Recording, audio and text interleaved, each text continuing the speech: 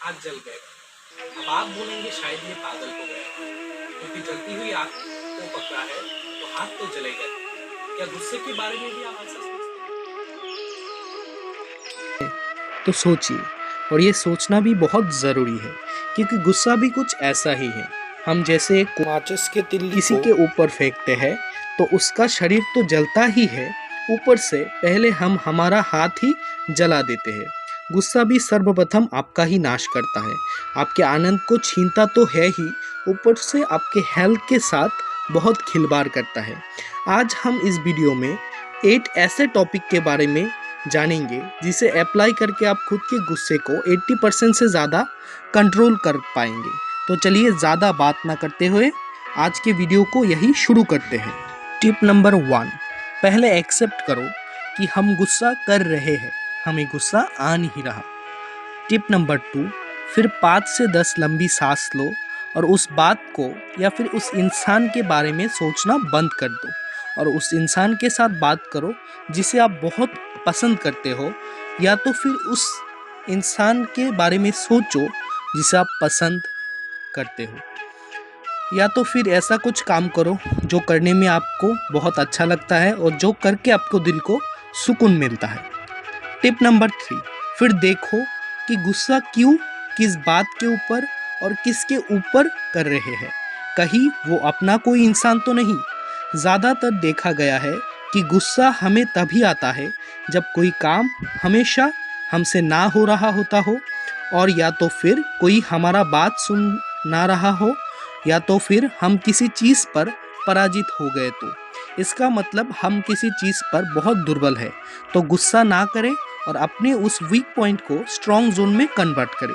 और अगर किसी इंसान की गलती के वजह से आपका कुछ खराब हो गया हो तो भी गुस्सा मत करो, बल्कि प्रॉब्लम को समझो और दूसरा रास्ता निकालो, क्योंकि इंसान गुस्से में अपनी सोचने की और किसी बात को समझने की क्षमता दोनों खो देती है और गुस्से से पहले खुद को ही नाश करते हैं।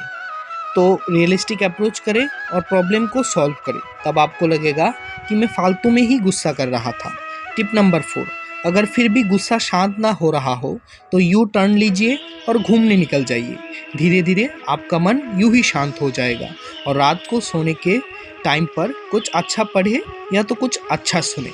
आपने पानी पर पत्थर तो बहुत बार फेंका होगा अपने ज़िंदगी में, पर क्या कभी भी गौर किया है कि कुछ समय बाद पानी खुद अपना मूल स्वभाव में आ ही जाता है। हमारा मन भी कुछ ऐसा ही है, आप धीरे धीरे शांत होने लगोगे। टिप नंबर 5, गुस्से के वक्त किसी से बात मत करो, क्योंकि ज़्यादा आनंद में दी हुई वचन और गुस्से में की हुई बात कभी भी ठीक नहीं होता, बल्कि अनजाने में खुद को ही दर्द देता है। टिप नंबर 6, जो चीज़ कभी भी बदली नहीं जा सकती, जैसे कि पास्ट, उसके बारे में सोचना बंद कर दो और उसे एक्सेप्ट करो। कुछ चीज़ों को भूल जाओ और उसे भी एक्सेप्ट करो। और सबसे बड़ी बात, माफ़ करना भी सीखो, क्योंकि ये भी एक कला होती है जो सब में नहीं होती। टिप नंबर 7, अगर 4-5 दिन बीत जाए तो सोचिए कि क्या मेरा गुस्सा जायज़ था, या फिर मैं यूं ही अपना बात सही साबित करने के लिए लड़ झगड़ रहा था। अगर आपके साइड से कोई गलती थी तो उस आदमी से माफ़ी मांगो, क्योंकि अगर आप आज माफ़ी नहीं मांगेंगे तो आपको अंदर ही अंदर गिल्टी फील होगा और आप सिर्फ जीवन भर पछताते रह जाएंगे।